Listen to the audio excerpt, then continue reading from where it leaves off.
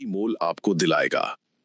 कल्पना कीजिए, आपका धान का खेत जहां तक नजर जाए सिर्फ और सिर्फ सुनहरी, वजनदार और दानों से पूरी तरह भरी हुई बालियों से लदा हो। एक ऐसी फसल जिसे देखकर न सिर्फ आपकी आत्मा तृप्त हो जाए, बल्कि बाजार में उसकी ऐसी कीमत मिले कि आपकी सारी चिंताएं दूर हो जाएं। ये कोई सपना नहीं है किसान भाइयों, ये एक हकीकत हो सकता है। अगर आप धान की फसल में रोपाई के 50 से 60 दिन बाद वो एक सीक्रेट काम कर दें जिसके बारे में आज हम विस्तार से बात करने वाले हैं। अक्सर होता क्या है, हमारी फसल 40-45 दिन तक बहुत अच्छी दिखती है, हरी भरी होती है, हम खुश हो जाते हैं। लेकिन जैसे ही बालियां निकलने का समय आता है, या तो बालियां छोटी रह जाती हैं या उनमें दाने नहीं भरते, कहीं कहीं तो बालियां खाली ही रह जाती हैं और हमारी सारी उम्मीदें वहीं टूट जाती हैं। लेकिन इसका कारण क्या है? कारण है सही समय पर सही पोषण की समझ ना होना। 50 से 60 दिन का समय धान के पौधे के लिए उसके पूरे जीवन काल का सबसे निर्णायक मोड़ होता है। ये वो समय है जब पौधा अपनी पूरी ताकत पत्तियों और तने को बढ़ाने से हटाकर अपनी अगली पीढ़ी यानी धान की बालियों को जन्म देने में लगाता है। इस अवस्था को हम गबोढ़ अवस्था या ब्यूटिंग स्टेज कहते हैं। अगर इस नाजुक समय में आपने पौधे को वो खुराक दे दी जिसकी उसे सबसे ज्यादा जरूरत है, तो यकीन मानिए आपको रिकॉर्ड तोड़ पैदावार लेने से कोई नहीं रोक सकता। तो कुर्सी की पेटी बांध लीजिए और इस वीडियो को बिना स्किप किए अंत तक देखिए, क्योंकि हर एक शब्द आपकी फसल का भविष्य बदलने की ताकत रखता है। तो चलिए सबसे पहले उस सबसे बड़ी गलती की बात करते हैं जो लगभग 90% किसान भाई इस अवस्था में करते हैं। ये गलती है यूरिया का इस्तेमाल। जी हाँ, आपने सही सुना। जैसे ही 50-55 दिन की फसल होती है, हमारे किसान भाई खेत में हल्का पीलापन देखते ही या पैदावार बढ़ाने की पारंपरिक सूझ के साथ यूरिया की आखिरी खुराक डाल देते हैं। ये इस अवस्था में किया जाने वाला सबसे बड़ा पाप है। आप सोच रहे होंगे ऐसा क्यों? समझिए, यूरिया यानी नाइट्रोजन का काम होता है पौधे की वानस्पतिक वृद्धि करना, यानी उसकी पत्तियों और तने की लंबाई बढ़ाना। जब पौधा अपनी पूरी ऊर्जा बालियों के निर्माण में लगाना चाहता है, तब आप यूरिया डालकर उसे गलत संकेत देते हैं।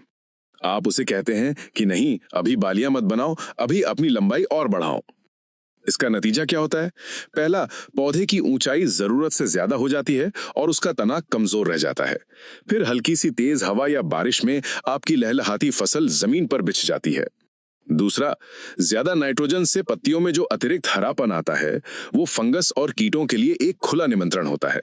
तना छेदक, शीथ ब्लाइट और बीपीएच जैसे दुश्मन इसी मौके की तलाश में रहते हैं। तो आज आप पहला नियम अपनी डायरी में लिख लीजिए। धान 50 दिन का हो जाए तो यूरिया को अपने स्टोर रूम में ताला लगा देना है, उसे बिल्कुल हाथ नहीं लगाना है। अब आपके मन में सबसे बड़ा सवाल कौन रहा होगा कि अगर यूरिया नहीं देना तो फिर देना क्या है? यहीं से हमारे उस सीक्रेट फॉर्मूले का अध्याय शुरू होता है। इस अवस्था में पौधे को 3 योद्धाओं की जरूरत होती है: फास्फोरस, पोटाश और बोरॉन। ये वो त्रिमूर्ति है जो आपकी पैदावार में क्रांति ला सकती है। इस फॉर्मूले को हम 2 चरणों में लागू करेंगे। पहला चरण है जमीन की तैयारी। अगर आपने अभी तक पोटाश की आखिरी खुराक नहीं दी है, तो 50 से 55 दिन की अवस्था आखिरी मौका है। पोटाश को धान का सुरक्षा कवच और क्वालिटी मैनेजर कहा जाता है। ये पौधे के तने को अंदर से स्टील जैसा मजबूत बनाता है, जिससे फसल गिरती नहीं है। ये पौधे की रोग प्रतिरोधक क्षमता को बढ़ाता है। और सबसे जरूरी काम, ये पत्तियों में बने भोजन को पाइपलाइन की तरह बालियों के एक एक दाने तक पहुंचाता है। जिस दाने तक भोजन पहुंचेगा वही तो वजनदार और चमकदार बनेगा। इसलिए पोटाश की अहमियत को कभी कम मत आंकिए। अब आते हैं उस ब्रह्मास्त्र पर, उस जादुई स्प्रे पर जो इस कहानी का असली हीरो है। जब बाली तने के अंदर बन रही होती है, तब उसे तुरंत और सीधे पोषण की जरूरत होती है। स्प्रे के माध्यम से दिया गया पोषण पौधे को नसों में लगाए गए ग्लूकोज की तरह तुरंत ताकत देता है। इस स्प्रे के लिए हमें 3 चीजों का एक सटीक मिश्रण तैयार करना है, और यही हमारा वो सीक्रेट है जिसे आपको अपनाना है। इस स्प्रे का पहला और सबसे शक्तिशाली घटक है NPK 05234। इस नाम को ध्यान से देखिए। 0 मतलब शून्य नाइट्रोजन, जिसकी हमें अब कोई जरूरत नहीं है। 52 मतलब 52% फास्फोरस। फास्फोरस इस अवस्था में पौधे की एनर्जी करेंसी है। ये पौधे के अंदर ऊर्जा का पावर हाउस बनाता है, जो बालियों की संख्या, उनकी लंबाई और उनमें दानों की सेटिंग को तय करता है। जितनी ज्यादा ऊर्जा, उतनी लंबी और घनी बालियां। और 34 का मतलब है 34% पोटाश।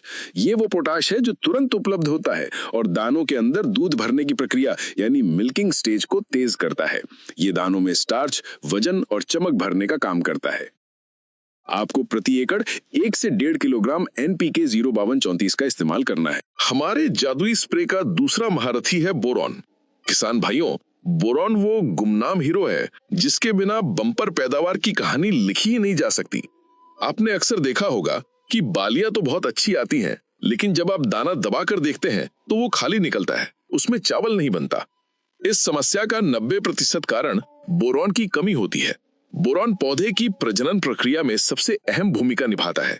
ये परागण यानी पॉलिनेशन को सफल बनाता है। जब परागकण को मादा फूल तक पहुंचना होता है तो बोरॉन ही उस रास्ते को, उस पराग नली को मजबूत और स्वस्थ बनाता है। अगर बोरॉन ही होगा तो ये रास्ता बनेगा ही नहीं, परागण फेल हो जाएगा और दाना खाली रह जाएगा।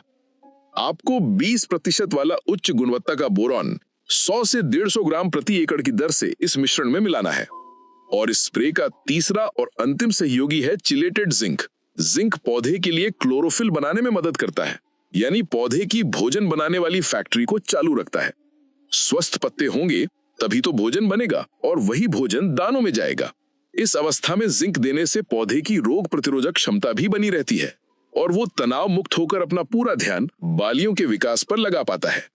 आपको 100 से 150 ग्राम प्रति एकड़ चिलेटेड जिंक का प्रयोग करना है। तो हमारा सीक्रेट फॉर्मूला क्या बना? 1.5 किलो NPK 05234 प्लस 150 ग्राम बोरॉन प्लस 150 ग्राम चिलेटेड जिंक। अब इसे इस्तेमाल करने का सही तरीका भी समझ लीजिए, क्योंकि तरीका गलत हुआ तो परिणाम भी नहीं मिलेंगे। इन तीनों को कभी भी एक साथ सीधे टंकी में ना डालें। एक 20 लीटर की बाल्टी में पहले NPK 05234 को अच्छी तरह घोलें, दूसरी बाल्टी में बोरॉन को घोलें और तीसरी में जिंक को।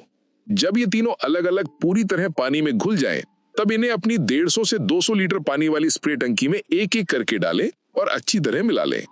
इस स्प्रे को करने का सबसे उत्तम समय सुबह ओस हटने के बाद या शाम को 4 बजे के बाद का है, जब धूप की तेजी कम हो जाती है। और सबसे जरूरी बात, स्प्रे करते समय खेत में पर्याप्त नमी का होना अनिवार्य है। सूखी जमीन पर स्प्रे करने का कोई लाभ नहीं मिलेगा। किसान भाइयों, ये तो हो गई पोषण की बात, लेकिन इस सीक्रेट फॉर्मूले को सफल बनाने के लिए आपको 2 और बातों का भी ध्यान रखना होगा। पहला है पानी का प्रबंधन। गबोट अवस्था से लेकर दाना भरने तक आपके खेत में 2 से 3 इंच पानी लगातार बना रहना चाहिए। इस समय पानी की कमी का मतलब है दानों के वजन में सीधी कटौती। और दूसरा है सतर्कता। इस नाजुक अवस्था में अपनी फसल पर एक चील की तरह नजर रखें। हर 2-3 दिन में खेत का चक्कर लगाएं और देखें कि कहीं कोई कीट या बीमारी तो हमला नहीं कर रही। अगर कोई भी लक्षण दिखे तो आलस ना करें और तुरंत विशेषज्ञ की सलाह से सही दवा का प्रयोग करें, क्योंकि अगर पौधा ही स्वस्थ नहीं होगा तो वो इस कीमती पोषण का लाभ कैसे उठाएगा। तो किसान भाइयों, यही वो रहस्य है, यही वो वैज्ञानिक तरीका है जिसे अपनाकर उन्नत किसान हर साल धान की रिकॉर्ड तोड़ पैदावार लेते हैं। ये कोई जादू नहीं है, ये पौधे की जरूरत को सही समय पर समझने का विज्ञान है। एक बार संक्षिप्त में फिर से दोहराता हूँ। 50 दिन बाद यूरिया बंद, पोटाश की पूर्ति और गबोट अवस्था में NPK 05234, बोरॉन और जिंक का जादुई स्प्रे, साथ में पानी का सही प्रबंधन और कीटों से सुरक्षा। ये छोटा सा बदलाव, ये छोटी सी पहल आपकी उपज में 25 से 30% तक का उछाल ला सकती है। ये वो निवेश है जिसका रिटर्न आपको कई गुना होकर मिलेगा। मुझे पूरा विश्वास है कि आप इस जानकारी को सिर्फ सुनेंगे नहीं, बल्कि इस पर अमल भी करेंगे और इस साल अपनी मेहनत का सर्वोत्तम परिणाम हासिल करेंगे।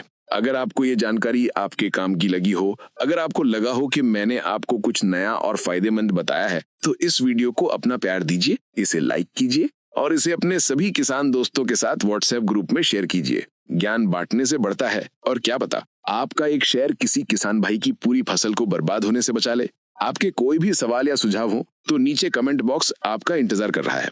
अगले वीडियो में हम बात करेंगे कि जब बालियां निकल आएं तब दानों को वजनदार और